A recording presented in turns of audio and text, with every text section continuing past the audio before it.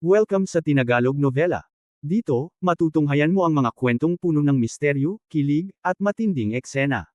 Mga istoryang hango sa imahinasyon, para sa inyong aliw at kasiyahan. Huwag kalimutang mag-like, share, at subscribe. I-click ang bell para di ka mahuli sa mga bagong kabanata. Kabanata 21. 2 buwan na ang lumipas mula sa insidente. Bumili si Caesar ng bagong halberd at nagdala mula sa aklatan ng institusyon ng halberd martial art para sa kanyang sarili, at dagger martial art para kay Theo. Mula noon, nagsimula silang magsanay ng sarado sa kanilang silid, at kahit si Theo ay pinahintulutang hindi tumulong kay Robin sa kanyang pananaliksik upang makapag-focus sa kanyang pagsasanay kasama si Caesar. Sa loob ng 2 buwan, umangat ang antas ni Caesar sa ika-5 at si Theo naman sa ika-6, at pareho silang dahan-daang sumusulong patungo sa mas mataas na antas.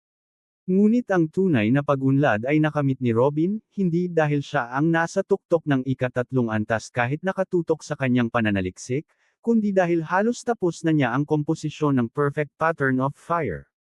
Batay sa kanyang naunang teorya, maingat na pinagsama ni Robin ang mga magkakahiwalay na piraso upang mabuo ang perpektong true pattern ng major law, isang bagay na wala pa sa kalikasan. Technically, natapos na niya ito, maliban sa isang piraso, kahit anong uri ng fuel ang gamitin niya, palaging nag-iiba ang pirasong iyon at hindi niya makita ang isang permanenteng hugis. Pagkatapos ng maraming pagtatangka, sumuko na siya at umupo ng tahimik. Kaya tinawag niya si Theo, "Theo, itigil mo muna ang ginagawa mo at halika dito." Dumating si Theo ng mabilis, at sumama rin si Caesar sa pagkamausisa, upang marinig si Robin na nagsabi, "May problema ako, may bahagi ng pattern na palaging nagbabago sa lahat ng klase ng fuel. Maaari ko lamang piliin ang pinakamalakas na opsyon, at iyon ang pinakamalakas na kilalang pinagmumulan ng landas ng apoy sa mundo, mga bulkan. Pumunta ka at alamin kung saan ang pinakamalapit na aktibong bulkan mula rito.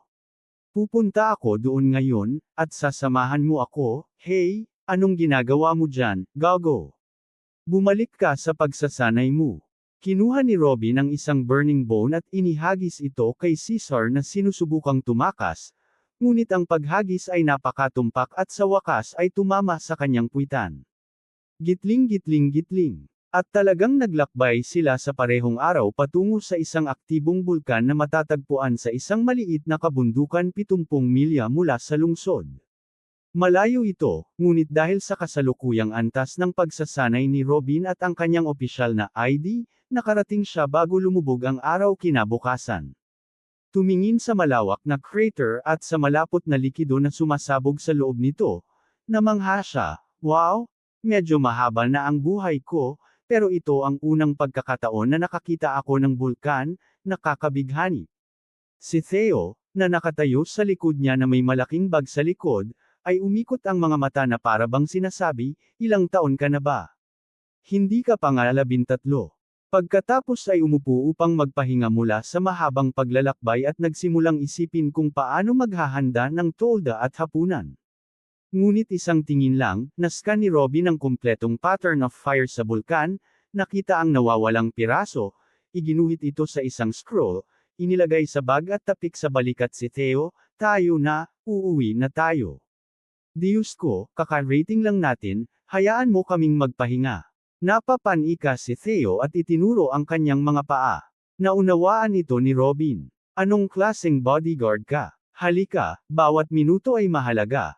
At nagsimulang lakarin pabalik sa daan na pinagmulan nila, na nagpaiyak kay Theo na sundan siya ng mahina.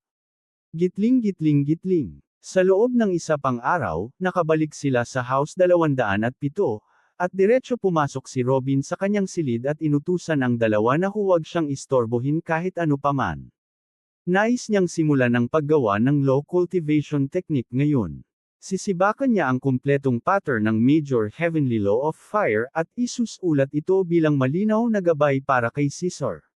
Ngunit nang kunin niya ang scroll na may nawawalang piraso, napansin niya ang isang bagay, sobrang init nito, sobrang init na natunaw halos lahat ng nasa paligid nito sa bag. Malinaw na ang piraso ng pattern ay may epekto. Nang matanto ito ni Robin, nanginginig ang kanyang katawan. Ito ang unang pagkakataon na iguhit niya ang ilan sa mga pattern na nakikita niya, palagi niya itong sinusubukang tandaan. Ngunit pinili niyang iguhit ang pirasong ito dahil hindi na niya ito makikita muli maliban kung pupunta uli sa bulkan, at tiyak na wala siyang lakas o oras para bumisita palagi. Ngunit hindi niya inasahan na kapag iguhit niya ang pattern, magkakaroon ito ng ganitong epekto, malinaw, hindi pinapayagan ng scroll na palayain ng pattern ang lakas nito at nauwi lang sa init, pero kung iguguhit ko ito sa maayos na bagay, ano kaya ang mangyayari? Binuksan nito ang isang bagong mundo para sa kanya. Ngunit mabilis niyang pinigilan ang sarili, inalog ang ulo, at bumalik sa plano ng pagsulat ng Major Law of Fire Cultivation Technique. Gitling gitling gitling. Pagkatapos ng 2 linggo, lumabas siya mula sa silid na may makapal na libro ng halos 600 pahina at sumigaw, "Caesar, may munting laruan ako para sa iyo." Tumalon si Caesar sa kanyang upuan, at sa isang iglap ay nakatayo sa harap niya. "Ano iyon, kuya?" Sa librong ito, may cultivation technique na hindi pa nakita sa mundong ito. Ang apoy sa kalikasan ay hindi puro, naapektuhan ito ng mga sinusunog, kaya hindi malalaman ang tunay na anyo ng apoy. Kahit ang Flame Emperor ay napasubo sa parehong bitag. Para sa akin, nakolekta ko ang tunay, purong batas. Theoretical, ang apoy na ito ay makakasunog ng lahat ng walang hadlang, masusunog nito pati ang mga batas mismo. Ikaw ang unang tao sa mundo na magkakaroon ng ganitong kapangyarihan, magsikap ka, huwag mo akong pababayaan. Iniabot ni Robin ang makapal na libro kay Caesar at agad na bumalik sa kanyang silid at isinara ang pinto. Hindi nagtagal, narinig ang tunog ng paghilik mula sa loob, at isang sigaw ng tuwa mula sa labas. Ito ang unang pagkakataon na nakatulog si Robin nang may kapayapaan sa loob ng mahabang panahon. Ang teknik na ito ang core ng gawa niya sa halos 1 siglo at kalahati. Ngunit ito rin ang simula ng kanyang tunay na landas. Gitling gitling gitling. Sa pagkakataong ito, natulog si Robin ng 2 araw at 3 gabi, ngunit maganda ang kanyang pakiramdam ng magising, lalo na nang makita si Caesar na nakayuko sa kanyang silid, seryosong nagsasanay sa bagong teknik. Pagkatapos, naglakad siya hanggang sa silid ni Theo at nakita itong sinusubukan ang double daggers technique. Sinabi niya, "Kung hindi mo kailangan ng pag-iisa ngayon, sumama ka sa akin, pakiramdam ko kailangan kong maglakad." Nang marinig yun ni Theo, huminto siya sa ginagawa at inilagay ang mahahabang daga sa kanilang sheath at tahimik na sumunod. Sa daan, malumanay na sinabi ni Robin, "Theo, baka hindi mo alam, pero ang pinagsanay ni Caesar ngayon ay isang perfect fire technique na naglalarawan sa unang antas ng Major Heavenly Law of Fire, isang perpektong teknik na hindi pa at hindi na muling lilito, at dahil ikaw ay aking nasasakupan ngayon, hindi ko planong iwan kang mahina. Ikaw ang susunod kong target. Bibigyan kita ng 3 araw upang pag-isipan kung anong heavenly path ang gusto mo, at sabihin mo sa akin, at ihahanda ko sa iyo ang cultivation technique ng Major Heavenly Law nito. Kumusta iyan? Pwede kang pumunta sa library ng institusyon at bumili ng anumang libro tungkol sa mga batas at landas, piliin ang kahit ano, at sabihin lang ang pangalan, ako na ang bahala sa iba." BOOM. Ang mga salitang ito ni Robin ay parang ordinaryo lang, ngunit halos lumipad ang isip ni Theo. Perfect Major Law Technique. Maaari kong sanayin ang anumang Major Heavenly Law sa pamamagitan lamang ng pagturo. Napakarami nito para sa isip ni Theo. Kahit na mukhang walang alam, isa pa rin siyang cultivator at may pangkalahatang ideya kung ano ang ibig sabihin ng Major Heavenly Law, at higit pa rito, hanggang ngayon ay nakikita pa rin ang sarili bilang alipin ni Robin at Caesar, ngunit ginawa siyang karapat-dapat na tagasunod ni Robin, pantay kay Caesar. Habang nawalang isip at nabigla si Theo, narinig niya si Robin na tumatawa. Wala kang magandang assistant, hindi makakasama kung bumili na lang ng isa na talagang epektibo para sa akin." Doon lamang napagtanto ni Theo kung nasaan sila, sa harap ng slaves, platforms. Kabanata 22. Robin ay hindi bumili kay Theo noong una para tulungan siya sa kanyang pananaliksik, At hindi rin niya bibilhin ang kanyang susunod na alipin para sa ganoong layunin. Ngunit may isang malaking layunin siya sa isip, isang layunin na, kung maisa sa katuparan ng maayos, ay mababago ang mundo. Ginugol ni Robin ang kanyang oras sa pagtingin sa mga platform ng alipin, sinusuri isa-isa tulad ng dati, ngunit sa kalaunan ay naiinip siya, walang sino man ang akma. Nais ni Robin ng isang tiyak na tao, isang binata o dalaga na hindi pa nabuo ang kanyang mga haligi ngunit may katamtamang antas ng kakayahan sa pagsasanay, ayaw niyang magsimula sa simula. At sa parehong panahon, ayaw niyang masyadong matanda, higit sa 20, at may hindi bababa sa karaniwang lakas ng kaluluwa na makakatulong sa bilis ng pagsasanay. Bagamat tila simple ang kanyang mga kinakailangan, nabigo siya sa realidad. Ang mga lalaki at babae sa edad na kanyang hinahanap ay mga maharlika o mataas na uri ng karaniwang tao na may mga teknik sa pagsasanay, ano ang magagawa nila sa mga platform ng alipin. Mayroon ding ilan na halos tumutugma sa kanyang mga pangangailangan, sila yung pinalaki mula pagkabata upang maging makapangyarihang alipin upang kumita ng mas maraming barya, ngunit malinaw na nasanay na silang maging alipin. Ang kanilang mga mata ay walang buhay, ganap na wasak at supilidado. At iyon ay tiyak na hindi ang hinahanap ni Robin. Nagpatuloy siya sa kanyang paglalakad hanggang sa marating niya ang parehong matabang nagtitinda noong una, ngunit ang nagtitinda ay hindi nahanggal upang hamanin ang batang ito muli. Maaari rin itong sabihin na isa siyang espesyal na customer matapos niyang palitan ng 80 gintong barya para sa isang alipin lamang. Hehe, nakikita ko na bumalik na ang aking Panginoon, may espesyal ba kayong hiling na may hahatid ko sa inyo? Ngumiti ang mga ngalakal at pinahid ang kanyang mga kamay. Hindi pinansin ni Robin ito at isa-isang tiningnan ang mga alipin sa platform, hanggang sa marating niya ang isang 15 taong gulang, antas 6, at karaniwang lakas ng kaluluwa, hindi ito maaring karaniwang tao. Ang bata ay may maraming peklat sa kanyang mukha kaya halos hindi na makilala, at ang kanyang kaliwang braso ay putol sa balikat, na nagdulot ng tanong sa puso ni Robin. Napansin ng mga ngalakal at sinabi, siya si Pian, panganay na anak ng Baron Camden mula sa kalapit na kaharian ng Lying Water. Inatake ang kanilang lupa, pinatay ang kanyang pamilya, at nahuli at naibenta bilang alipin. Kung naghahanap ka ng malalakas na batang lalaki para magsilbing gwardya tulad ng mute sa likod mo, inirerekomendo kong kunin mo rin siya. Huminto si Robin at pinanood siya ng ilang sandali, saka tumango, kukunin ko siya, magkano ang presyo? Karaniwan, ang batang lalaki na tulad niya ay nagkakahalaga ng hindi bababa sa 200 gintong barya, ngunit dahil sa malubhang pinsala ng kanyang katawan, ibebenta ko siya sa iyo sa halagang 70. Kasunduan. Tumango si Robin, talagang patas ang presyo para sa isang may ganitong kalidad, kahit may nawawalang braso. Nabahala si Pian nang marinig ito, ang kanyang dangal bilang maharlika ay ayaw tanggapin na siya ay naging alipin. At ang batang ito na mas bata pa sa kanya ang magiging kanyang bagong amo. Ngunit pinagsikapan niyang magpakasipag, lumuhod, at sumigaw, Panginoon, kung bibilhin ninyo ako, pakisuyo, bilhin din ninyo ang aking nakababatang kapatid na babae.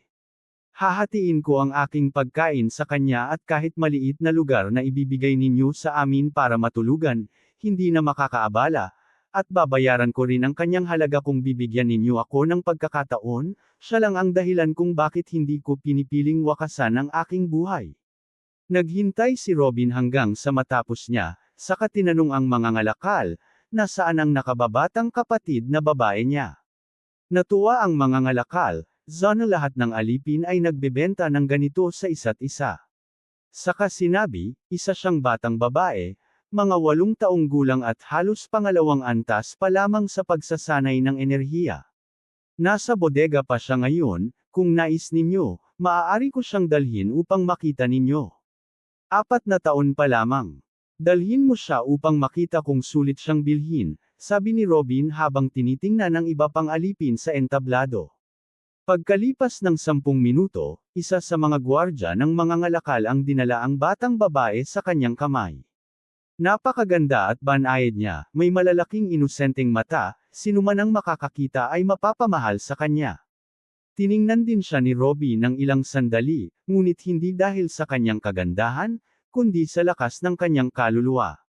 Mas malakas ang kaluluwa ng batang babae kaysa sa karaniwan, halos makakatalo sa akin. Kukunin ko rin siya, babayaran ko ng 75 sa dalawa. Napakababa. Ang batang babae ay maganda, maibebenta ko siya sa isang matanda ng higit sa 20 barya. 100 gintong barya, at hindi isa pa. Huwag ninyo akong tretuhin na isang beses na customer lamang. Malinaw na ang kailangan ko ay nasa inyong platform lamang, maaaring magkakaroon tayo ng higit pang transaksyon sa hinaharap. Say, sige na, hintayin ninyo ang kontrata. Nagkunwaring malungkot ang mga ngalakal ngunit masayang masaya sa loob, nagmadali siyang ihanda ang 2 kontrata bago magbago ang isip ni Robin. Ang pagbili ng 2 alipin sa 100 gintong barya ay malaking kita. Nalito ang batang babae habang binibente siya at pinag-aawayan pa ang kanyang presyo sa kanyang harapan. Nagtagal siya ng ilang hininga hanggang sa makita niya ang kanyang kapatid na nakatayo sa entablado, tinitingnan siya. Sumabog siya sa luha at tumalon sa kanyang mga bisig. Kahit naganap na nabuo ang mukha ng kapatid niya, nakilala niya ito agad. Naghahanda siyang sumigaw at magbanta ng pagpapatiwakal, ngunit narinig niya ang tinig ng kanyang kapatid. Huwag kang mag-alala, binili ka ng ating amo sa aking kahilingan, pareho tayong sasama, mananatili tayong magkasama, huwag kang matakot. Talaga, mananatili ka sa akin. Hindi makapaniwala ang batang babae sa narinig, naghahanda sa panghabang panahong pagdurusa o kamatayan matapos ang nangyari sa kanilang pamilya. Anuman ang ating haharapin natin ito ng magkasama. Ngumiti si Pian habang tinatanggal ang buhok ng kanyang kapatid, hindi niya alam kung anong uri ng tao ang kanilang bagong amo.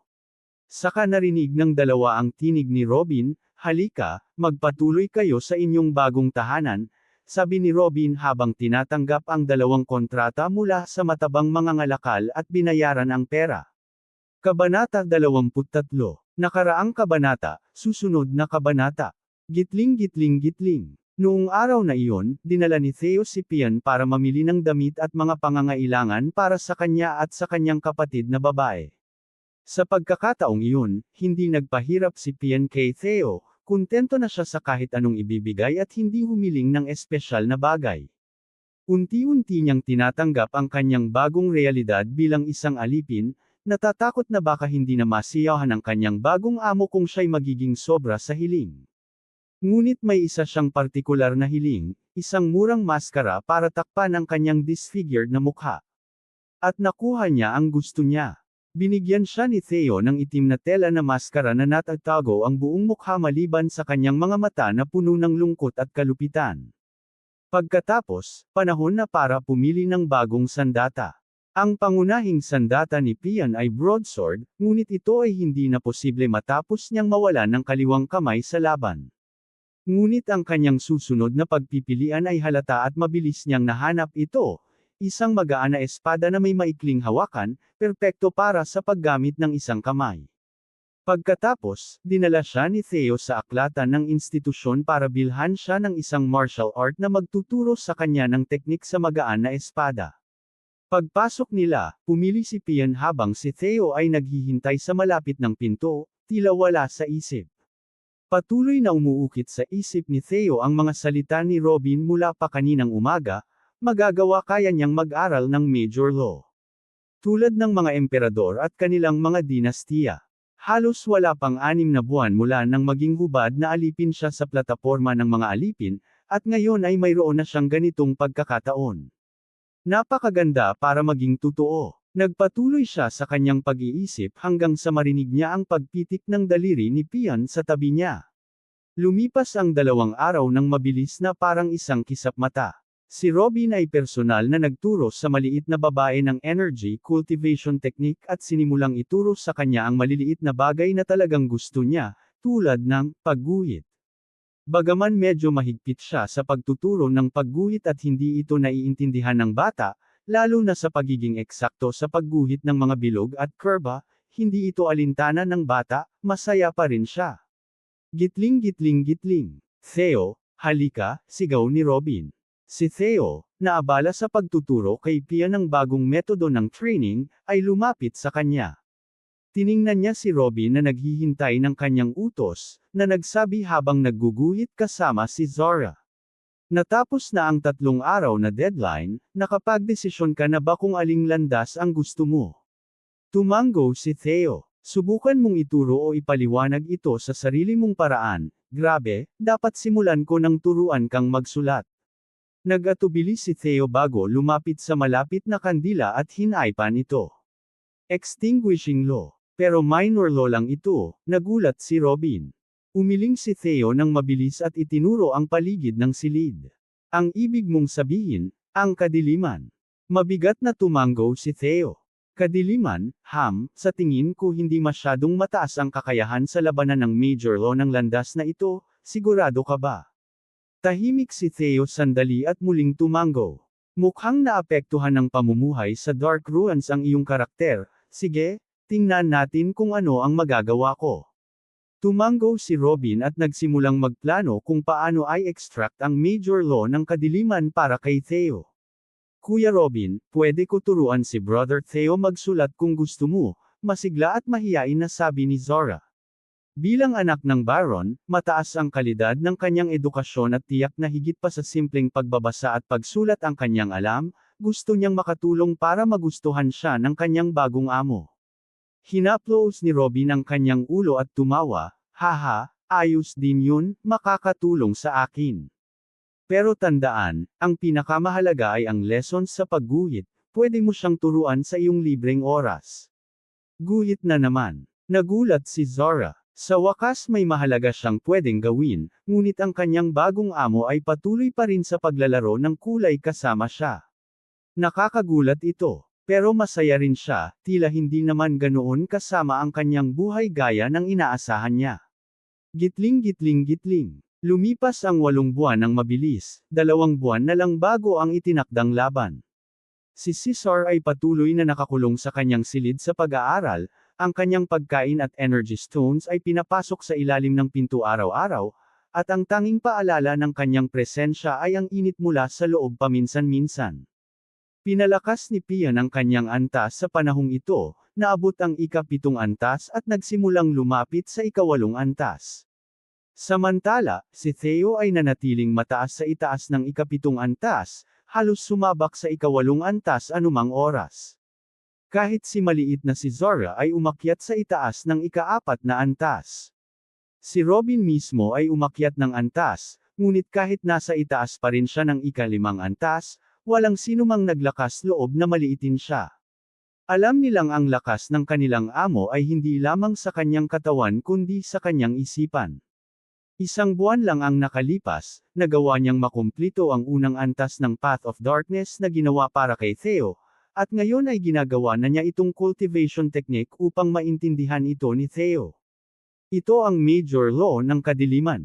Bagong tuklas sa mundo. May mga secondary laws na kaugnay nito na naipakita na, ngunit ang major law mismo ay ganap na misteryoso. At gayon paman, isang batang mukhang 13 taong gulang ang nagawa ito. Ngunit hindi rin ito dumating ng madali, mas mahirap ang major law ng kadiliman kaysa sa major law ng apoy upang ma-extract ang perpektong pattern nito. Kinailangan ni Robin na pumasok sa malalalim na kuweba at maghukay sa kanyang bakuran, at pinasarapan niya si Theo sa butas, upang makalikha ng tamang kapaligiran para makuha ang tunay na kadiliman at ma-extract ang pattern nito. Ngunit kahit na medyo mas matagal ang major law ng kadiliman kaysa sa landas ng apoy at pinahirapan si Robin, ang resulta ay mas maganda kaysa sa inaasahan niya. Pagkalipas ng 1 buwan ng pag-iisa, lumabas si Robin mula sa kanyang retreat at sumigaw, "Theo, halika."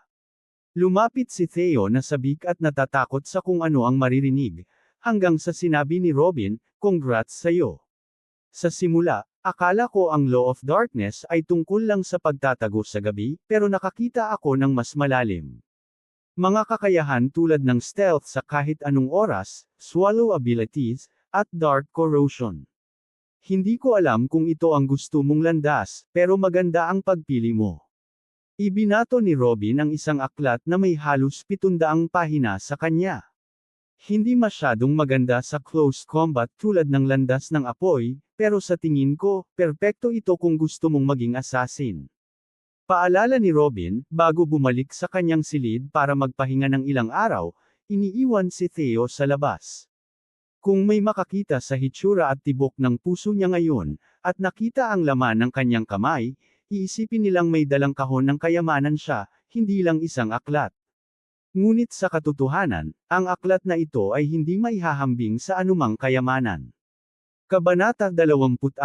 Pagkatapos na bigyan ang kanyang sarili ng 2 araw ng tulog na walang patid bilang gantimpala sa pagtatapos ng pangunahing batas ng kadiliman, lumabas si Robin sa kanyang silid na may buntong hininga. Alternasyon ang tagal na mula nang huling magkaroon ako ng ganitong magandang tulog. Magandang umaga, kuya. Lumapit si Zara na may ngiti at bumati sa kanya. Magandang umaga alternasyon, kumusta ang pagguhit mo? Ngumiti si Robin. Mabuti naman, ano ang plano mo ngayon, kuya? May maitutulong ba ako? Panipi tuldok. Hindi ko alam, tuwing natatapos ko ang isang mahaba at masusing pag-aaral, nakakaramdam ako ng kawalan, sabi ni Robin habang kinakalabit ang kanyang ulo. Panipi tuldok panipi. Nakatayo lang si Zara sa gilid, naghihintay ng utos. Bagamat sinabi ni Robin, natawagin siya niyang kuya, hindi pa rin niya nakalimutan ang kanyang katayuan. Huwag muna alternasyon, lalakad-lakad muna ako sa palengke, ikaw ay bumalik na sa pagguhit mo, sabi ni Robin. Kian, dalhin mo lahat ng pera natin at sumama ka sa akin, mamimili tayo. Tuldok. Ang unang destinasyon ni Robin ay ang restoran na unang niyang pinuntahan, na hindi sinasadya mula sa isa sa kanyang mga tagasunod, at naging tradisyon ito tuwing may magandang nagagawa. Habang sila ni Pian ay abala sa pagkain, narinig niya ang usapan. Ang Spirit Revitalizing Pill ay talagang kamangha-mangha. Nagbibigay ito sa akin ng 1 hanggang 2 oras na dagdag na oras sa pagtatrabaho bawat araw. Haha, hindi ba't sinabi ko na? Sinasabing sino man ang nais umangat sa kanyang larangan, dapat manatiling gising buong gabi, at yan talaga ang ginagawa ng pill, literal.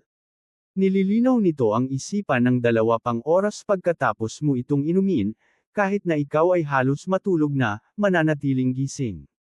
Tumawa ang isa, pero sa totoo lang, inakala ko mas mabisa pa ang epekto nito sa presyo. Talagang hindi. 20 ginto para sa 2 oras ng produksyon ay hindi masama. Mas marami ka pang kikitain kung may mahalagang tapusin ka, sagot ng isa.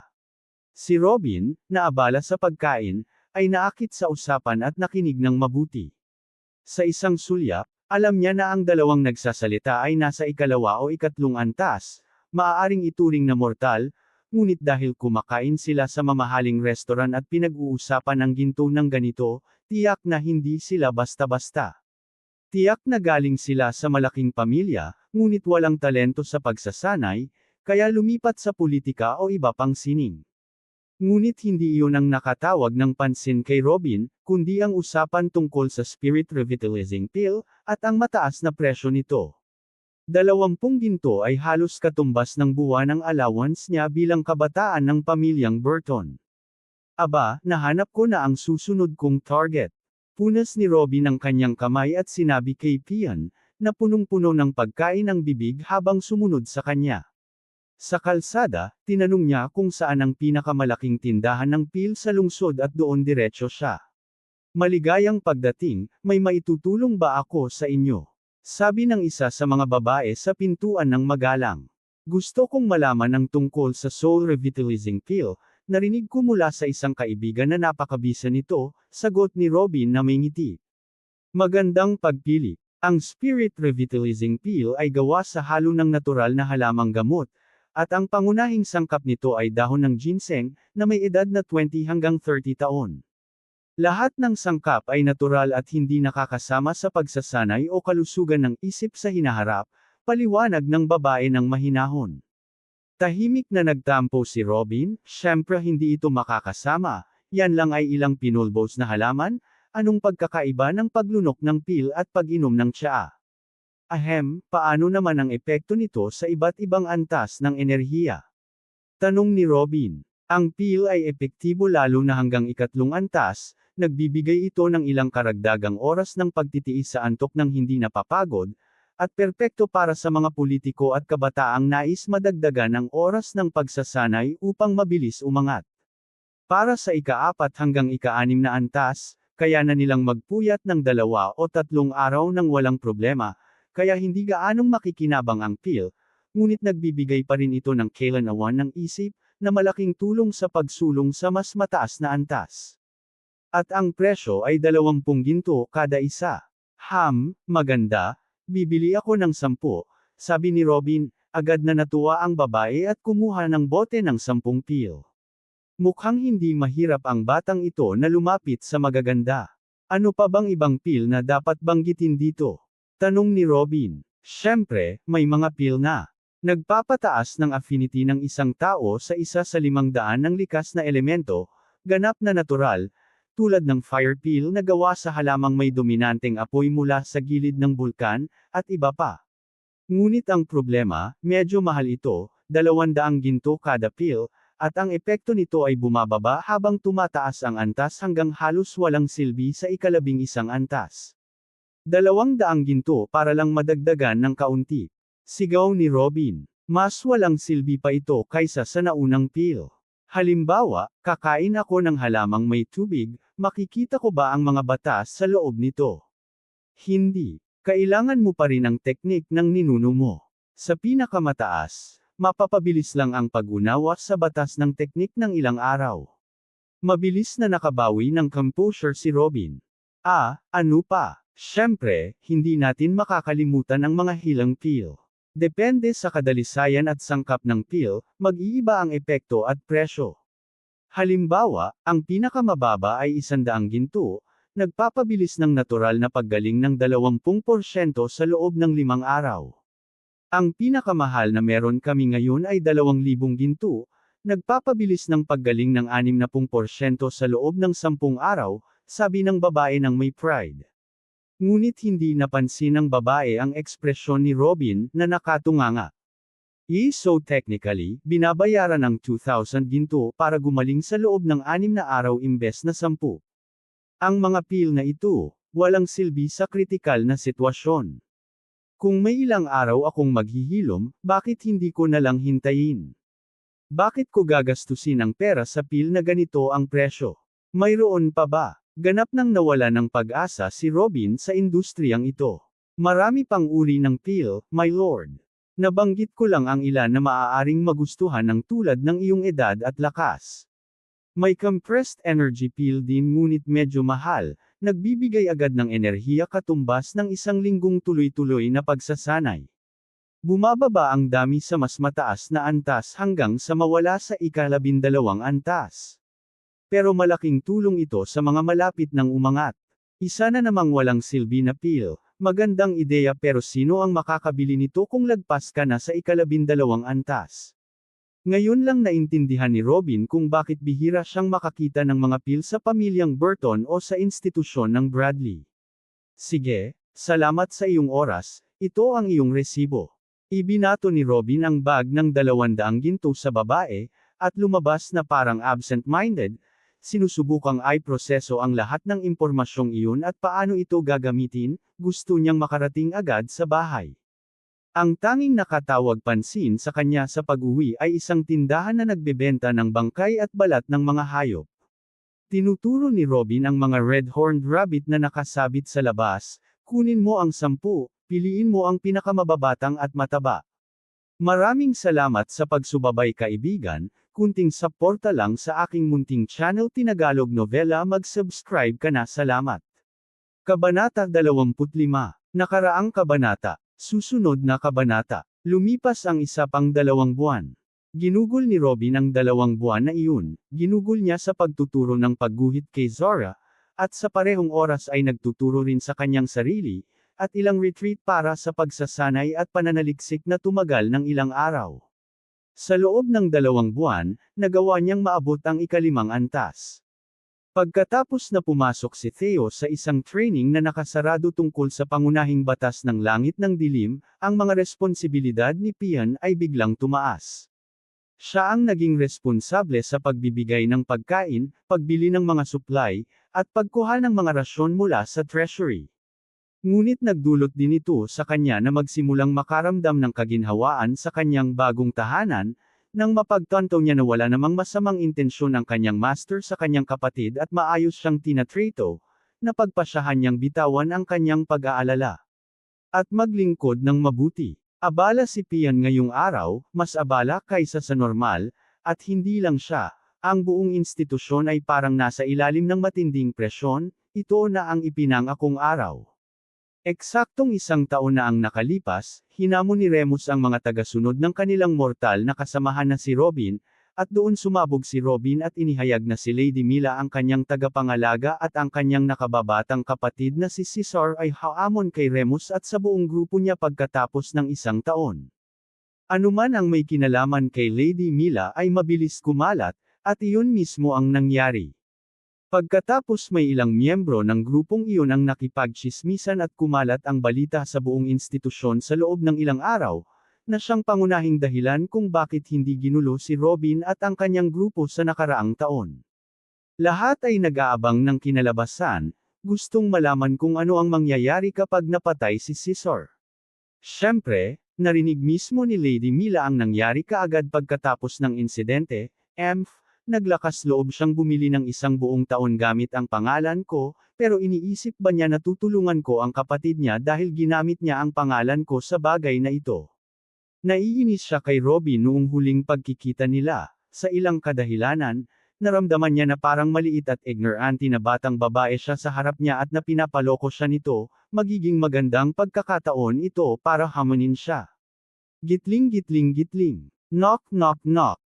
Kumatok si Robin sa pintuan ni Caesar, handa ka na ba? Dahan-daang bumukas ang pinto sa unang pagkakataon sa loob ng 10 buwan, lumabas si Caesar na may hawak na makapal at makinang na halberd sa isang kamay, at isang piraso ng dating sira niyang halberd sa kabilang kamay. Mukha siyang medyo mas matangkad kaysa dati, mas matalim ang kanyang mga tampok, at ang lakas niya, nasa 8 antas. Tumalon siya mula sa pagiging simpleng mortal hanggang sa 8 antas sa loob lamang ng 1 taon at kalahati. Ang nakakasupol na aura na nagmumula sa kanya kahit nakatayo lang ay nagpa-shiver kay Pian na nakamasid sa likod at hindi sinasadyang umatras ng 1 hakbang. Ito ang unang pagkakataon na nakita niya ang taong pinaghahatian niya ng pagkain sa loob ng maraming buwan. Handa na, mahinahong sabi ni Caesar.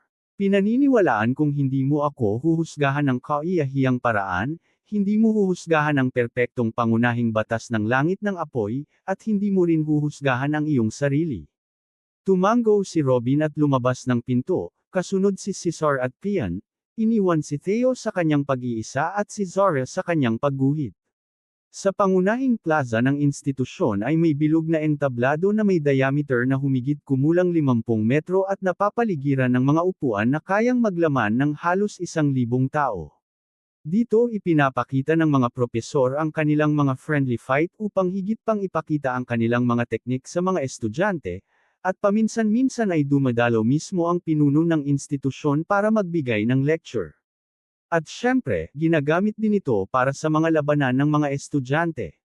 Bagaman ito ay ginagawa sa friendly na paraan bilang palitan ng karanasan, sa ilang matinding kaso maaari rin itong gamitin para ayusin ang sama ng loob. Ngunit ipinagbabawal pa rin na gumawa ng malalim na sugat sa kalaban. Ang militar na institusyon ni Bradley ay puno ng mga anak ng maharlika, at ayaw ng institusyon na palaging magalit ang mga maharlika.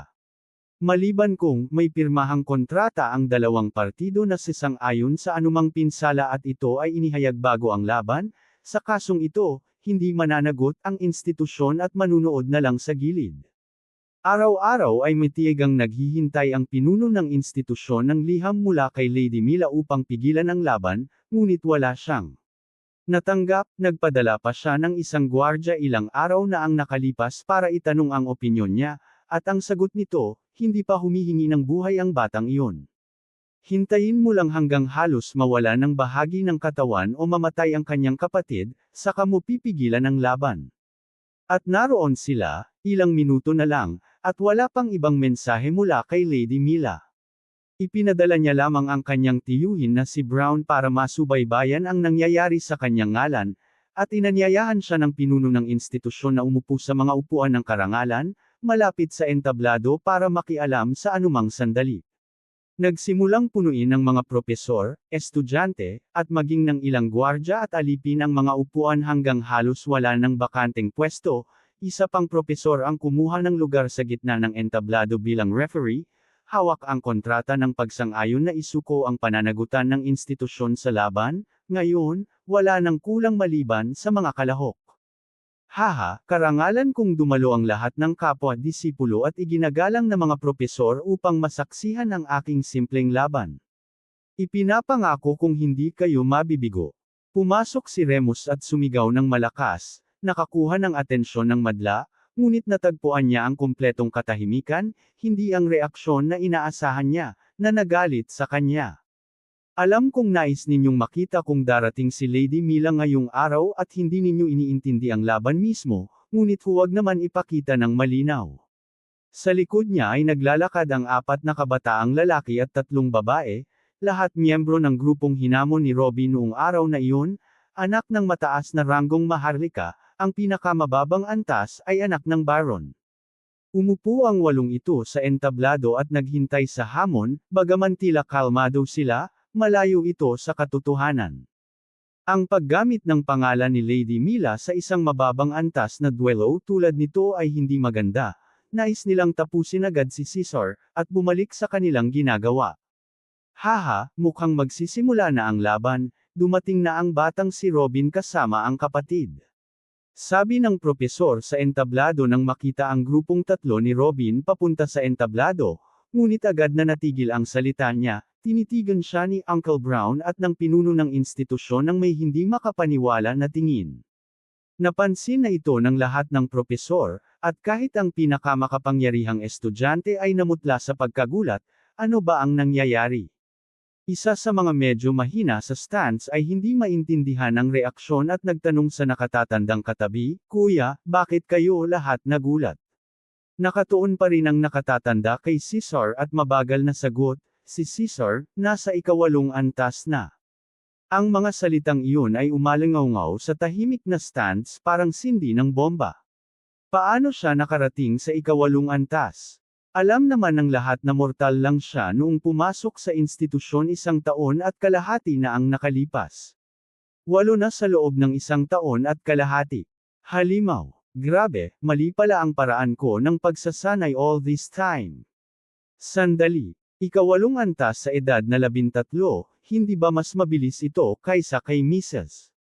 Mila? Hindi alam kung sino ang nagsabi, ngunit parang kidlat na tumama sa lahat. Panipi tuldok-tuldok.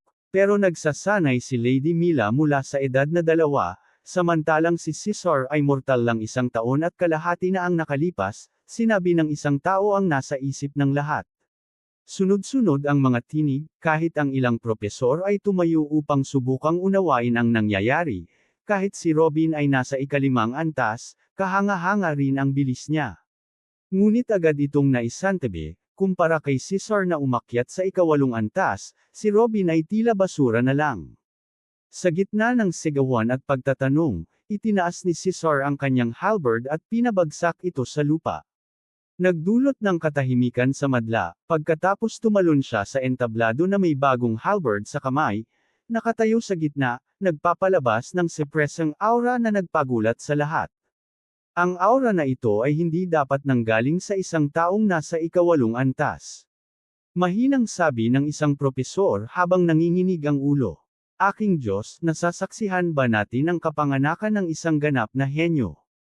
Kabanata 26. Sabihin mo kay Lady Mila kung ano ang nangyayari dito. Utos ni Felix Bradley, pinuno ng institusyon, kay Brown Bradley na nakaupo sa tabi niya, na tumango at agad na nagpadala ng isa sa mga gwardya.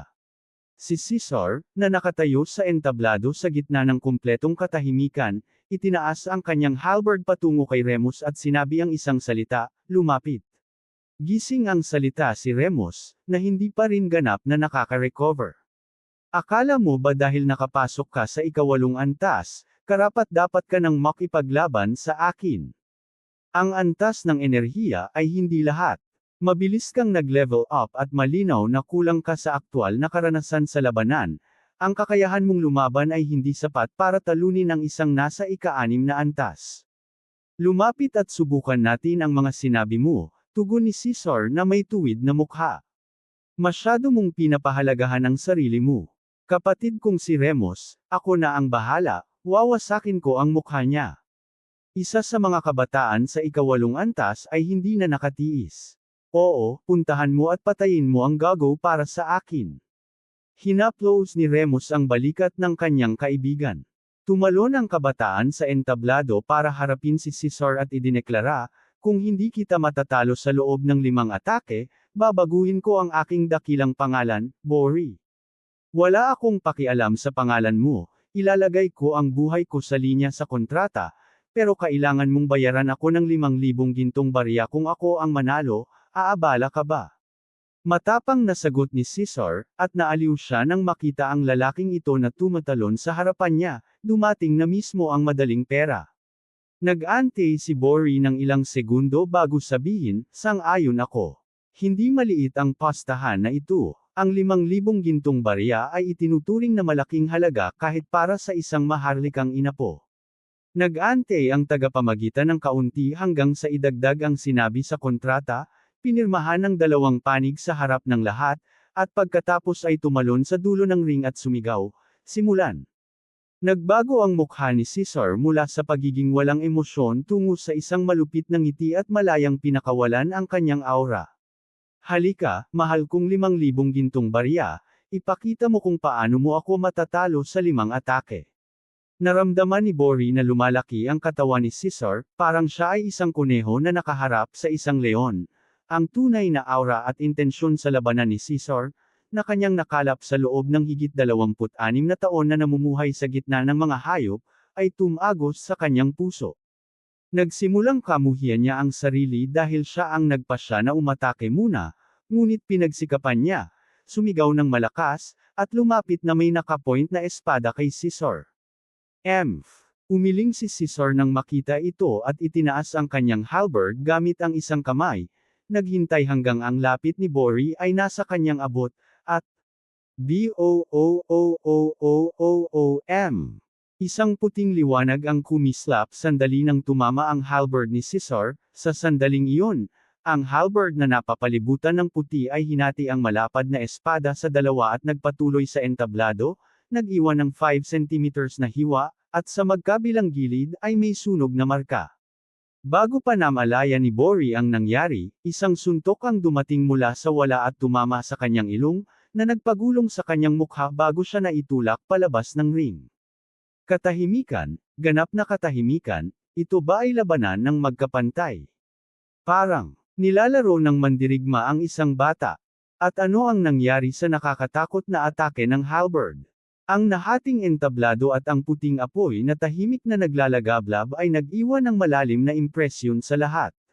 Hehe, ganito ang kapangyarihan ng isang perpektong pangunahing batas ng langit. Tumawa si Robin sa mababang boses, pinagmamasdan si Pian na parabang nakakita ng Diyos na bumaba sa lupa, nakasama niya ang halimaw na ito sa loob ng mga buwan. Gitling gitling gitling. Simula hanggang katapusan, hindi gumalaw si Caesar sa kanyang orihinal na pwesto, lahat ay nagawa sa loob ng 1 segundo. Ipinwesto niya ang halberd sa tabi niya at mahinang sinabi, sino ang susunod? Ngayon, hindi siya sinalubong ng pangungutya mula sa grupo ni Remus, kundi ng takot, hindi dapat nangyari ito.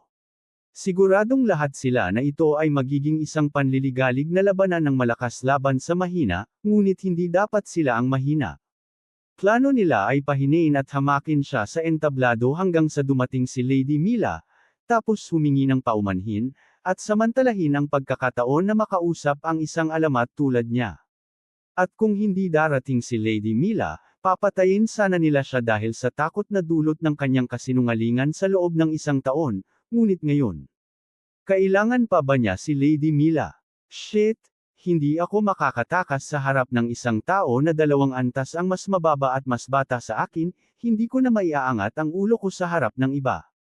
Calm down, kahit malakas siya para sa kanyang antas, Imposible para sa kanya na talunin ako na 2 antas ang layo, pag-iisip ni Remus habang pinipisil ang kanyang mga ngipin. Alam niya na imposibleng may iba pang lalapit mula sa kanyang grupo para labanan ang lalaking ito, kaya imbes na sayangin ang oras at mawalan ng mukha, direkta siyang tumalon sa entablado at idineklara, "Inaamin ko na malakas ka, at bilang respeto, ayokong patayin o masaktan ka, magkaroon tayo ng magalang na labanan bilang magkaribal." Karibal, mataas ang tingin mo sa sarili mo, umiling si Caesar. Pinisil ni Remus ang ngipin, "Huwag kang magpalabis. Hindi ako pipirma sa kontrata na nagpapahintulot na pumatay o manakit ng kalaban, ang iba ay pwede. Panipi tuldok-tuldok-tuldok. Kaya lahat maliban sa pagpatay at pananakit ay pwede. Sige sa akin, pirmahan natin ito, salita sa salita." Naramdaman ni Remus ang lamig sa kanyang puso nang marinig ito. Malinaw na sinusubukan ni Caesar na maglagay ng bitag, ngunit isang bitag na kailangang pasukin. Kaya pumayag siya at pinirmahan ang kontrata. Simulan. Sigaw ng tagapamagitan. "Haya!" Nanguna si Remus at tinutok ang kanyang malapad na espada kay Caesar, na kumuha naman ng seryosong poster. Nagsimula silang magpalitan ng malakas na atake. "Hey! Hindi ba ang mga galaw na iyon mula sa Halberd Basics Handbook sa library?" Tinanong ng isa sa mga propesor at nakuha ang atensyon ng marami, nang mapansin nilang tama nga, napaiyak sila. Ang batang ito ay nakikipaglaban sa isang mas mataas ng 2 antas gamit ang isang bagay na pwede namang bilhin, kilala bilang basura ang teknik na nabibili. Gitling-gitling-gitling. Nagpatuloy ang labanan ng 1 buong minuto kung saan nagpalitan sila ng higit sa 100 atake, ngunit walang sinuman ang nakalampas sa isa't isa, na nagbigay ng malaking morale boost kay Remus na sumigaw, "Haha, inaamin ko na mas magaling ka kaysa sa inaasahan ko, pero tapos na ang laban na ito. Hindi ko pa nagagamit ang secondary heavenly law technique ko, pag ginamit ko, ako ang panalo." Pagkatapos sabihin ito, mabilis siyang umatras mula sa bilog ng aksyon, at sa sandaling pumikit, nagsimulang maglabasan ng mga spark mula sa espada. Ito ang secondary heavenly law ng Fire Shards, ang pinakabago at pinakamabihirang batas na natuklasan ng kanyang mahal na hari, walang katumbas ang halaga. Mukhang mahal ni Marcus Rufus ang kanyang anak, ani isa sa mga dumalo. Habang nasa estado ng pagkasabik ang mga manunood sa Fire Shards, abala si Remus sa pagkondensa ng batas sa kanyang espada at nagsimulang dumami ang Fire Shards, nag-init ang lugar, habang si Caesar ay tahimik na nanunood. Pagkatapos ng halos kalahating minuto, binuksan ni Remus ang kanyang mga mata at tumawa, "Haha, hindi ako makapaniwala na naghintay ka hanggang matapos ang aking paghahanda. Sobrang tiwala sa sarili ka ba, o tanga lang?" Pareho, ayokong sabihing pinang-aabuso kita kapag inactivate ko ang sariling law cultivation technique ko. Kabanata 27. Ano? Ang tanong na ito ay umalingaw sa buong stands at pati sa pangunahing upuan, sobrang labis ng sinabi ni Caesar. Theoretical, ang mga hindi pa nasa ika-10 antas ay pwedeng mag-aral ng mga batas, ngunit kadalasan ay sayang lang ang kanilang oras at hindi nila mauunawaan ang anumang bagay. Kaya naman, natural lang na walang iisipin na lapitan ang anumang teknik ng batas bago maabot ang antas na iyon maliban na lang kung siya ay isang tunay na henyo. Kahit ang isang tunay na henyo ay hindi rin tiyak na gagawa ng desisyong iyon. Ang pinakamakatwirang opsyon para sa anumang batang henyo ay mag-focus sa mabilis na pag-angat ng antas hanggang sa maabot niya ang ika-10 antas, saka mag-aaral ng mga makalangit na batas, mas madali na lang noon. Bakit pa mag-aaksaya ng mahalagang oras sa isang bagay na wala namang benepisyo? Ngunit sinabi ni Caesar na kaya niyang gumamit ng isa, ibig sabihin, na kumpleto na niya ang unang antas ng batas nang hindi bababa sa 60%. Natural lang na ang paglukso mula ika-10 patungo ika-11 ay nangangailangan ng ilang taon. Ito ang oras na kailangan ng isang henyo upang maabot ang antas ng pagkaunawa sa batas at maitayo ang kanilang mga haligi nito, ilang taon sa ika-10 antas, kailan nga ba nagsimula si Caesar sa pagsasanay at anong antas niya? 1 taon at kalahati ng pagsasanay, sa ika-8 antas, at nakumpleto na niya ang higit sa 60% ng unang antas ng isa sa mga batas. Halimo, ang salitang ito ay pumasok sa isip ng lahat ng naruroon. Ikaw, nagtataksil. Imposible na alam mo ang isang batas, kahit alam mo man ang pinakamahina sa lahat, atris ka ba na gamitin ito sa harap ko? Sigaw ni Remus. Sa tingin ko malalaman natin kapag inatake mo ako, sagot ni Caesar ng may kumpiyansa. Ikaw, haya. Hindi na nagsalita si Remus at tumalon na may nag-aapoy na espada sa kanyang kamay.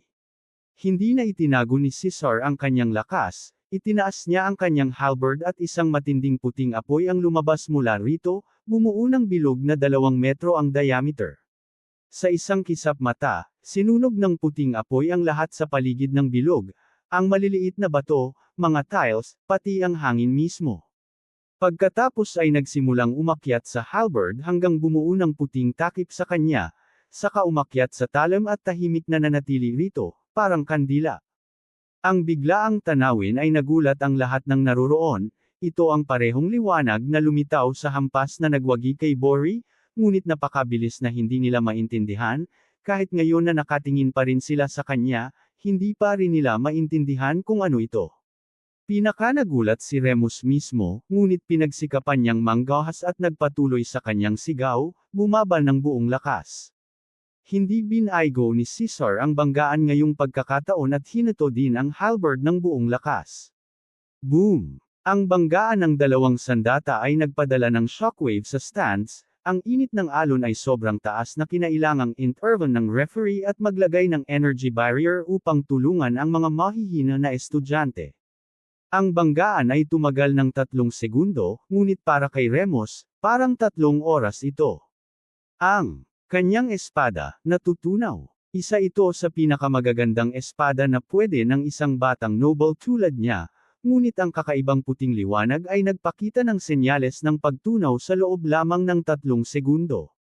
Hindi lang espada ni Remus ang nasusunog, nagsimula rin siyang maramdaman na nasusunog ang kanyang kilay at buhok mula sa matinding init, kahit hindi niya hinawakan ang liwanag.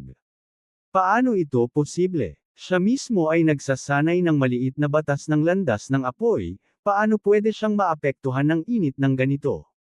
Hindi lang si Remus at ang kanyang espada ang nasusunog, ang mga spark at shards na lumalabas mula sa kanyang espada ay nasusunog din at naglalaho kapag tumama sa puting liwanag, ang bagay na iyon, sumusunog sa apoy mismo.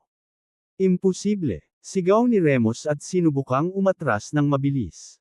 Ngunit hindi niya ito binigyan ng pagkakataon si Caesar at muling hinato ang halberd sa kanyang direksyon upang dalhin siya sa parehong sitwasyon, matapos ang 2 banggaan, nahati ang espada sa kalahati, at ngayong pagkakataon bahagyang nasunog ang katawan ni Remus. Ang kanyang armor, panloob, kahit malaking bahagi ng balat sa kanyang dibdib ay nasunog. Arg, lumayo ka sa akin. Sigaw ni Remus sa sakit at humarap sa kanyang mga tuhod. Mabilis na itinanim ni Caesar ang kanyang halberd sa lupa, saka naggesto kay Pian. Naunawaan ni Pian at itinapon ang 2 bahagi ng lumang halberd ni Caesar na sinira ni Remus at ginamit upang torturin si Theo. Hinuli ni Caesar ang kanyang unang sandata at nagsimulang lumapit kay Remus. Ikaw, ano ang balak mong gawin? Ako ang anak ni Marcus Rufus. Huwag sirain ang kontrata o hindi mo kakayanin ang kaparusahan. Galit na sabi ni Remus. Siyempre, hindi ko nakalimutan ang kontrata, hindi ko pwede kitang patayin o saktan, tama. Ngumingiti si Caesar nang may malupit na ngiti. Biglang natakot si Remus at nagsimulang sumigaw ng buong lakas, tulong. Itigil ang halimaw na ito. Ngunit walang lumapit, karaniwan, ang ilan o lahat ng audience ay susubukang makialam upang tapusin ang alitan ng mapayapa, lalo na't sikat si Remus, anak ng isang marquis. Ngunit wala ni isa ang gumalaw o nagsalita, takot silang maging kaaway ni Caesar. Kahit ang referee ay hindi alam ang gagawin at tumingin kay Felix Bradley, ang pinuno ng institusyon, humingi ng tulong. Ngunit umiling si Felix at nanatiling tahimik. Isang simpleng galaw, ngunit nagsabi ng marami. Napagtanto ng referee na handa ang pinuno ng institusyon na ipagtanggol si Caesar kahit patayin pa niya si Remus. Ngunit ang sumunod na nangyari ay hindi inaasahan ng sinuman. Hinawakan ni Caesar si Remus sa leeg at itinangay siya, masaya ba ang mangbuli? Alam mo, pwede sana kitang patawarin kung para lang sa akin ang ginawa mo, pero nagkamali ka sa isang bagay. Hindi mo dapat ginambala ang aking kuya. Sigaw ni Caesar at pinaikot si Remus upang makita ang kanyang likod, sa kabuong lakas na itinuro ang sirang bahagi ng halberd sa kanyang puwit. Sumigaw si Remus bago mawala ng malay sa sakit at kahihiyan. Dumura si Caesar sa lupa saka inilabas ang halberd at tumalon upang tumayo sa likod ni Robin tulad ng dati. Alam mo, pwede mo namang hingin sa kanya ang 10,000 coins o isang bagay na kapakipakinabang, sabi ni Robin sa kanya. Pero sinabi mo sa akin na gagawin mo akong sapat na malakas para ipasok ang halberd sa puwitan niya, garalgal ni Caesar sa kanyang ulo. Analogy lang. Analogy. Hey alternasyon anuman, nangyari na, fair na, sabi ni Robin habang tinitingnan ang stand at umalis. Kasunod siya ni Caesar at Pian ng isang hakbang. Ngunit bago sila tuluyang umalis, tumigil si Robin at tumingin sa stand, sana naaliw ko kayong lahat, ang aking nakababatang kapatid, si Caesar Burton. Saka siya tumawa at nagpatuloy sa kanyang paglakad. Karamihan ng audience ay nagulat sa malupit na tanawin, at sa maikling kakaibang usapan ng dalawa. Kahit na mababa ang boses, halos lahat ay narinig ito dahil sa kumpletong katahimikan sa stand. Bakit ang malupit na halimaw na ito ay sumusunod sa kanyang kuya? Hindi, kahit noong sinabi niya ang dahilan kung bakit ginawa ni Remus, sinabi niya dahil lang sa ginambala ang aking kuya. Marami na ang nagpasya na manatiling tahimik habang dumaraan sa house number 207, ilan pa sa kanila ay mas piniling huwag na lang dumaan sa kalyeng iyon. Habang ang mga tunay na malalakas sa audience ay mas nakatuon sa sinabi ni Caesar na sinabi mo sa akin na gagawin mo akong malakas, ano ang ibig niyang sabihin? Si Robin ba ang nagbigay sa kanya ng nakakatakot na puting liwanag? Ngunit si Robin mismo ay nasa level 5 pa lamang. Habang marami ang nag-iisip tungkol sa nangyari, isang magandang babae na may nakakunot na noo ay nakatayo sa isang sulok, tahimik na pinapanood ang grupo ni Robin na umaalis. Kabanata 28. Nakaraang kabanata. Gitling gitling gitling. Kuya, bakit mo sinabi sa akin na gawin ang aking makakaya? Ang reaksyon ng mga nanunood ay nagparamdam sa akin ng kaba, natatakot akong hindi mapapansin ang mga nangyari ngayon, sabi ni Caesar habang sumusunod kay Robin. Huwag kang mag-alala, lahat ay kontrolado, sagot ni Robin ng matatag. Kailangan kita sa isa pang mahalagang misyon. Ano iyon? Sabihin mo lang at ituturing kong tapos na, sabi ni Caesar, pinapalo ang kanyang dibdib. Dalhin mo si Pian at linisin ang bahay bulang. 208. Sunugin ang mga basura na hindi natin kailangan, at kung may makikita kayong kayamanan o anumang mahalagang bagay sa loob, hatiin ninyo sa inyo at sa iba pa, panahon na para lumaya sa bahay ko at bigyan mo ako ng kapayapaan. Haha, kung gayon, ngayong araw ay lilipat tayo, magkakaroon ka ng kapayapaan, huwag kang mag-alala, gusto kong makita kung sino ang makakakuha ng kahit anong mula sa atin muli. Hindi nagtagal, narating nila ang lugar ng tirahan, ngunit nang lapitan nila ang kanilang bahay, may isang tao na nakatayo sa harap nito kasama ang isang karwahe na hinihila ng malalakas na kabayo. Ito ay si Uncle Brown, Ginoong Caesar, nais kayang makita ni Lady Mila kayo, mangyaring sumunod kayo sa akin. Hindi sumagot si Caesar at tumingin kay Robin, naghihintay ng utos, nang marinig niya si Robin na nagsabi, si Lady Mila ang ating tagapangalaga, at natural lamang na ipakita sa kanya kahit kaunting paggalang. Halika na, Pian, linisin mo ang basura mag-isa. Pagkatapos ay sinala niya si Pian papunta sa bahay bulang, 208 habang siya ay nakangiti kay Uncle Brown. Nagulat si Brown Bradley sa kilos nito. Ang paanyaya ay malinaw na para lamang kay Caesar, ngunit pinigilan niya ang sarili na magsalita pa. Malinaw ang pagkakakilala ni Caesar sa kanyang nakatatandang kapatid, kaya't napahinga na lamang si Brown Bradley at nagbuntong hininga. Sige na, sumakay na sa karwahe, aalis tayo kaagad. Gitling gitling gitling. Ang distansya mula sa institusyon hanggang sa manor ni Lady Mila ay humigit kumulang 10 minuto, pagkatapos ay pinangunahan ni Uncle Robin ang dalawa sa parehong maluwang na bulwagan kagaya ng dati, ngunit sa pagkakataong ito, nakita nila ang isang sexy at magandang babaeng nasa hustong gulang na nakaupo sa gitna. Si Sir Burton, noong una kitang nakita dito, akala ko ikaw ay isang side character, sino ang mag-aakala na ikaw pala ang tunay na bida? Halika, sa palagay ko ay dapat nating baguhin ang ating relasyon, sabi ni Mila na may malaking ngiti at itinuturo ang bakanteng upuan sa harap niya. Bago pa man makapagsalita ang iba, bumukas ang pinto ng malakas at pumasok ang isang malapad na lalaki na may aura na nagpapahirap sa lahat. Sa silid, haha, Mila. Mukhang nakakita ka ng tunay na hiyas sa pagkakataong ito. Oh, tatay, bahagyang nakatiklop ang noo ni Mila. Ito ay si Glenn Bradley, ang kasalukuyang pinuno ng pamilyang Bradley at ganap na namumuno sa dukado. Mabilis na sinuri ni Glenn Bradley ang lahat sa silid bago huminto kay Caesar at ngumiti. Ang aura na ito ay hindi basta-basta nilikha ng ordinaryong 8th level cultivator, magaling, napakagaling. Lumapit si Glenn at 2 beses na hinaplo si Caesar sa balikat, pagkatapos ay umupo sa pangunahing upuan at itinuturo kay Caesar na umupo sa ikatlo at huling upuan. Ngunit sa kanyang pagkagulat, hindi sumunod si Caesar sa kanyang utos, kundi tumingin lamang kay Robin, naghihintay ng utos. Ito ang unang pagkakataon na napansin ni Glenn ang presensya ni Robin sa silid. Habang si Glenn ay magtatanong kay Brown na palayain si Robin, nagulat siya nang si Robin mismo ay umupo sa ikatlong upuan, habang si Caesar ay tahimik na nakatayo sa likod niya. Nagalit ng labis ang duke, sino ang umutos na umupo? Parang may kaunting hindi pagkakaintindihan, kagalang-galang. Maniwala ka, ang dapat umupo rito ay ako, hindi ang kapatid ko, sabi ni Robin na may ngiti. Gusto ko ng isang batang lalaki na nagpakita ng talento at lakas na siya ang numero 1 henyo ng kaharian, ikaw ba iyon?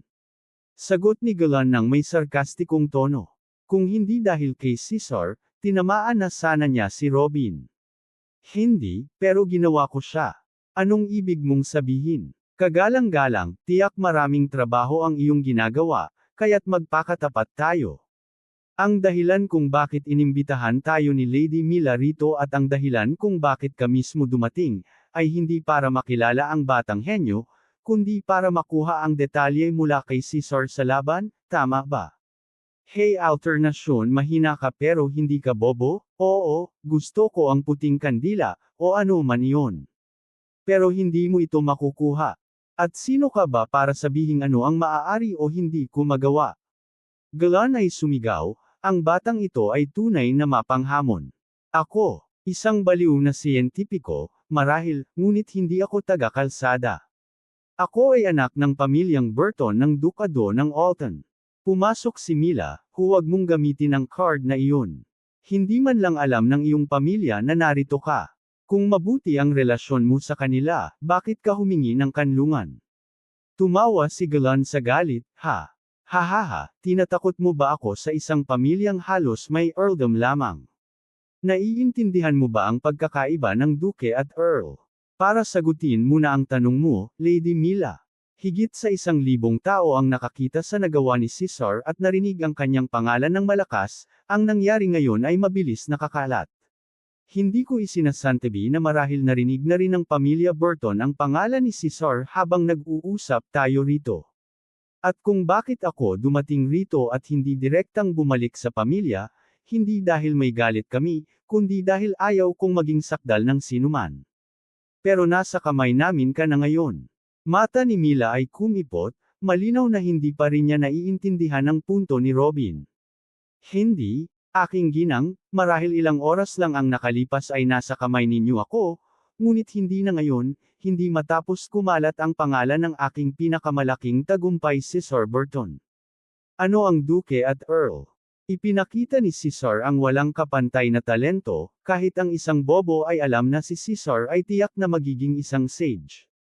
Ang gumawa ng hakbang laban sa amin ay krimen laban sa isang hinaharap na makapangyarihan, krimen laban sa dukado ng Alton at sa buong kaharian ng Black Sun. Maaaring wala ang Burtons para sa inyo, pero paano naman ang Altons? Ang Altons. Walang hiya ka. Alam ba nila sa inyo? Iniisip mo ba na bibigyang pansin nila kung mawawala ka at ang iyong kapatid? Ngayon, di ito tungkol sa dugo at paghihiganti, kundi tungkol sa politika. Lagi na lang, hindi ba? Ang dukado ng Alton ay makikipagtulungan sa mga Burtons at may katarungan sa kanilang panig. Gagamitin ang pagkakataon upang makuha ang pag-aproba ng royal family at ibang dukado upang parusahan kayo o sakaling kuhanin ang inyong mga lupa at titulo. Kung babalik tayo sa ating pamilya, sila ang gagamitin tayo. Kung panatilihin ninyo kami para sa puting kandila, sila ang gagamitin kayo. Ganun lang ka-simple, hindi mahalaga kung kaninong dugo ang sisirin. Ito ang kalikasan ng tao. Maniwala ka, anumang hakbang laban sa akin ay labis na pagkakamali. Tumahimik si Galan ng ilang segundo, kaya ginamit mo kami para makalikas sa kontrol ng iyong pamilya, at ngayon ginagamit mo ang pamilya mo para. Tama, kagalang-galang, pinapantay ko lang ang timbang ng kalakalan. Kabanata 29. Palagi ka bang ganito ka makasarili? Tila nagulat talaga ang duke sa kanyang narinig, hindi ba siya natatakot sa kanya? Sinusunod ko lang ang katotohanan, iyong kamahalan. Napukaw mo na ang aking pansin.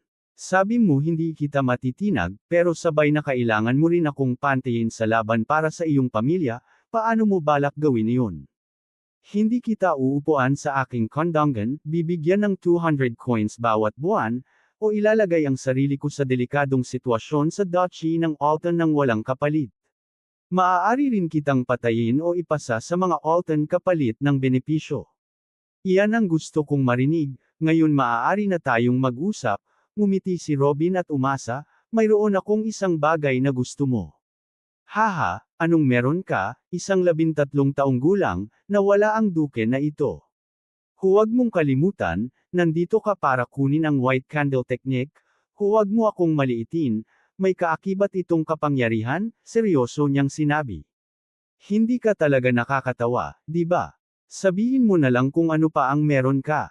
Galit na galit si Galan, simula sa umpisa ng usapan hanggang ngayon, hindi niya makuha ang itaas. Meron ako nito. Kinuha ni Robin ang isang balat ng hayop na kasya lang sa palad mula sa kanyang bulsa. Ordinaryo at blanko maliban sa simpleng apoy na guhit na may numerong 6 sa gitna ng apoy. Ano ito? Mabilis na sinuri ng duke ang balat, at agad niyang napagtanto na hindi ito kasing simple ng itsura, naglalabas ng malinaw na kapangyarihan ng apoy ang balat. Anong klase ng hayop ito?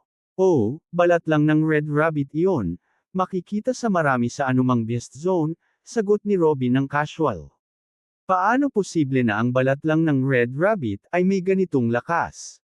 Bata, pinapayuhan kitang huwag mo akong subukan. Haha, hindi pa ito ang oras para magulat. Lady Mila, may malaki ba kayong lugar dito? Isang training ground o kung anuman. Nagulat si Mila at sumagot, oo, meron. Mahusay, tara na. Tumayo si Robin at tumingin sa duke, naghihintay ng kanyang sagot. Hey alternasyon ayos, tingnan natin kung ano ang meron ka. Tumayo ang duke at pinangunahan sila patungo sa training ground. Ang training ground na ito ay para sa mga bodyguards, o mas tiyak, para sa personal na tropa ni Mila Bradley. Nakalakip ang training ground sa bahay ni Mila kaya mabilis silang nakarating, isang lugar na humigit kumulang 100 square meters, may 500 na mandirigma na may lakas mula 6 hanggang 10. Maganda ang puwersang ito para sa elite troop, ang karaniwang hukbo ay may antas lamang mula 3 hanggang 5. Linisin ang lugar kaagad, utos ni Mila, at sa loob ng ilang sandali, ang 500 sundalo ay umalis sa ginagawa at pumila sa magkabilang gilid, na nagdulot kay Robin ng paghuni, magandang disiplina. Gawin mo na lang ang gusto mong gawin. Haha, aba, Mr. Duque, pinapayuhan ko kayong tutukan ang balat na ito. Pinasa ni Robin ang enerhiya sa balat, naging matigas ito na. Parang kutsilyo, at itinapon sa gitna ng field. Lahat ay nakatingin sa balat, si Galan, Mila, Uncle Brown, mga sundalo, pati si Cesar ay hindi alam kung ano ito. Biglang gumawa si Robin ng hand gesture. Boom! Isang malaking pagsabog ang naganap sa gitna ng field. May ilang sundalo ang umatras, at lahat ay namangha, pati si Mila ay tinakpan ang bibig. Ano ito? Paano napuno ng ganitong enerhiya ang balat ng isang kuneho?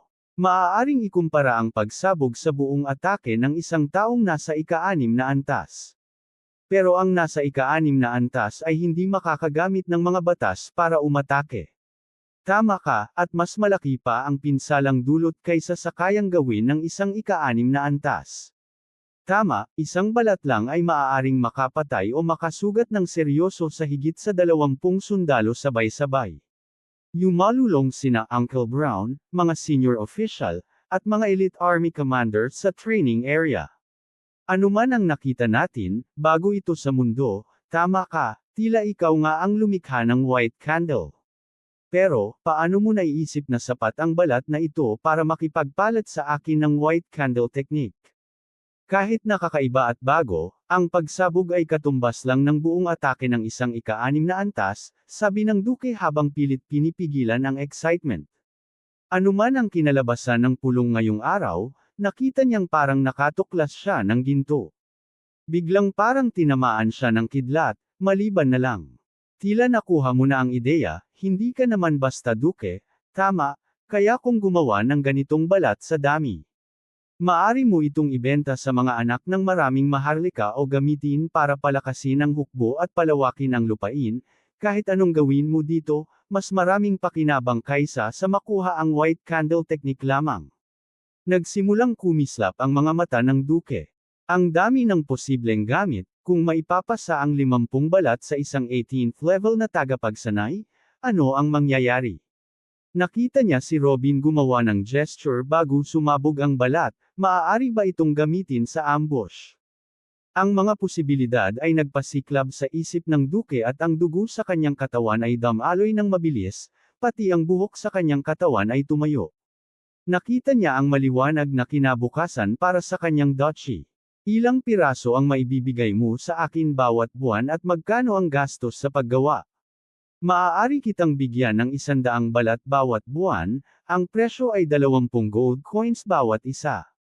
Ang dami naman. Makakabili ako ng ilang mabubuting alipin sa halagang iyon, sigaw ng Duke. Makakabili ka ba ng alipin sa halagang 20 coins na kayang pumatay sa ganitong dami ng sundalo? Haha, sabihin mo sa akin kung saan mo makukuha iyon. Basta pakinggan mo ako. Ang lupa na makukuha mo sa pamamagitan ng iyong kampanya gamit ang aking sandata ay mas mataas pa kaysa sa gastos, maaari mo ring ibenta ang ilan para makabawi habang ginagamit ang iba sa iyong hukbo. Sa kahit anong paraan, hindi ka matatalo sa palitan.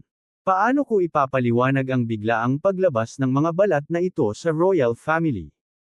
Ibenta mo lang sa kanila ang ilang balat, at sabihin na nakilala mo ang isang independent na mad scientist na ayaw makilala, at ikaw ay magiging middleman sa mortal na mundo. Pero, ano ka ba talaga? Haha, hindi ako nagsisinungaling, baliw lang akong scientist. May isang tanong pa, maaari mo namang sabihin na mayroon kang malakas na guro na nagbigay sa iyo ng teknik at balat na ito, at maniniwala ako at gagamitin kita para magkaroon ng relasyon sa kanya, bakit mo direkta sinabi na ikaw ang inventor? Tanong na nasa isip ng lahat, at lahat ay tumingin sa kanya, maliban kay Caesar na nakangiti at umiling lang, alam niya kung ano ang sasabihin ng ama niya. Bakit ko kailangang i-credit ang isang kathang-isip na karakter? Kung ikaw ay tanga at subukang umatake sa kabila ng lahat ng nakita mo, ako lang ang mamamatay. Sayang mo at sayang ng buong mundo, hindi ko. Nag-shrug si Robin at tumawa ng malakas. Tahimik muna ang lugar, pagkatapos ay sabay-sabay silang tumawa. Walang hangganan ang kapalaluan ng bata, pero tama siya. Sige, ano naman ang pangalan ng imbensyon mo? Hindi natin pwedeng tawagin itong kakaibang balat, di ba? Tanong ni Mila. Tawagin natin itong talisman. Kabanata 30. Nakaraang kabanata. Susunod na kabanata. Gitling gitling gitling. Talisman, hindi masama. Ang talisman mo ay magbabago sa takbo ng mga susunod na digmaan. Binata, may karapatan kang ipagmalaki ang sarili mo. Galan ay pinatpat ang balikat niya. Ito pa lang ang simula, ngumiti si Robin. May maliit lang akong hiling, sana manatiling lihim muna ang lahat sa pagitan natin, kahit panandalian lang. Normal lang yan, huwag kang mag-alala, walang makakapagsalita ng kahit ano, ipinapangako ko sa iyo, pero paano ang pamilya mo at ang dukado ng Alton? Ayokong magkaroon ng abala dahil sa kanila. Madali lang, sasabihin ko lang na mas komportable ako dito sa inyong institusyon at ayokong umalis. Basta nakikita akong malusog at maayos sa publiko, wala silang dahilan para saktan kayo. Pero, mananatili akong maayos ang relasyon sa pamilya ko sakaling may balak kang maglaro sa akin. Nagulat ang lahat sa sagot ni Robin, kausap niya ang duke na parang matagal na silang magkaklase. Haha, gaya ng dati, tapat at diretso kahit bastos, sige, ayos lang. Hindi mo rin kailangan mag-alala sa paghihiganti ni Marquis Rufus matapos ang ginawa ni Caesar sa anak niya, kakausapin ko siya at aayusin ang alitan ng tuluyan. Magaling. Isa pa, inaasahan kong itaas mo ang allowance namin sa 1,000 gintong barya bawat buwan, makakatulong ito para makapag-research ako ng malaya. Arg, sige na nga. Tumango si Robin at umalis, kasunod siya ni Caesar. Habang abala ang lahat sa kanilang iniisip, si Mila naman ay nakatingin sa likod ng binatang naglalakad sa harap niya, hindi siya sinaunang pantas o nilalang na supernatural. Siya ay isang kabataang lalaki na kasing edad niya, ngunit nakapag-ambag na sa kanilang hukbo ng higit pa kaysa sa ginawa niya, at nakatulong sa progreso ng buong mundo ng higit pa kaysa sa lahat ng naunang mga tagapagmana. Gitling gitling gitling. Kuya, bakit mo sinabing balat ng pulang kuneho iyon? Hindi ba pwede nilang magdala ng kaparehong balat at subukang ulitin ang pattern ng apoy? Siguradong susubukan nilang nakawin ang imbensyon mo, sabi ni Caesar na may kaba pagkatapos nilang lumabas ng mansyon ni Mila. Haha, ang ibig mong sabihin ay yung pattern ng apoy. Hayaan mo silang gawin ang gusto nila, ang espesyal sa talisman ay hindi nakikita ng hubad na mata. Yung pattern ng apoy na iyon ay random lang, panlilin lang para masayang ang oras nila at para may iba ang uri ng talisman. Hindi nakikita. Posible bang matuklasan ang totoong pattern? Posible, siguro ang Flame Emperor o sinuman sa kanyang lahi ay pwede itong mabuo kung magtutok siya ng oras, pero sa oras na iyon, mas gagawa na ako ng mas mahusay na imbensyon hehe. Huminga ng maluwag si Caesar, sobra lang ang overthinking niya. Paano niya inisip na hindi naiisip ng kuya niya ang isang bagay? Gitling gitling gitling. Pagbalik ni Robin, nakita niyang natapos na ni Pian ang paglilinis sa bahay 208, kaya inutusan niya sina Caesar at Pian na lumipat doon. Si Theo ay lilipat kapag lumabas na siya sa kanyang isolation. At si Zara ay mananatili kasama niya upang ipagpatuloy ang kanyang pagguhit, pero matutulog sa bahay 208 kasama ang kanyang kapatid tuwing gabi. Matapos niyang magkaroon ng katahimikan sa bahay, umupo siya at sinimulang planuhin ang kanyang kurso para sa susunod na panahon.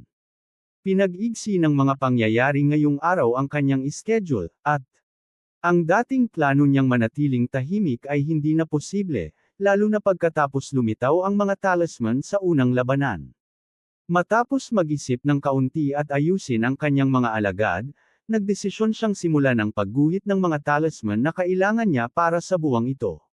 Bagamat mukhang komplikado ang paggawa ng talisman para sa duke at sa lahat ng naroroon, sa totoo lang ay napakasimple lang, kailangan lang ni Robin iguhit ang bahagi ng pattern ng apoy, ang bahagi na responsable sa pagsabog, at gumamit ng tricong kanyang naimbento batay sa perfect law ng apoy para mawala ang pattern sa isang piraso ng balat. Halos ilang minuto lang ang buong proseso. Sa praktika, pwede niyang gawin ang 100 talisman sa 2 o 3 araw, pero ayaw niyang dagdagan ang bilang na ibebenta sa duke upang panatilihing gutom ito para sa higit pa, hanggat maaari. Gitling gitling gitling. Sa mga susunod na araw, mabilis na kumalat ang balita sa buong dukado at sa buong kaharian. Isang sobrang batang lalaki na nagngangalang si Sir Burton, 13 taong gulang at nasa level 8, ay kayang lampasan ang level upang talunin ang mga nasa level 10 ng madali.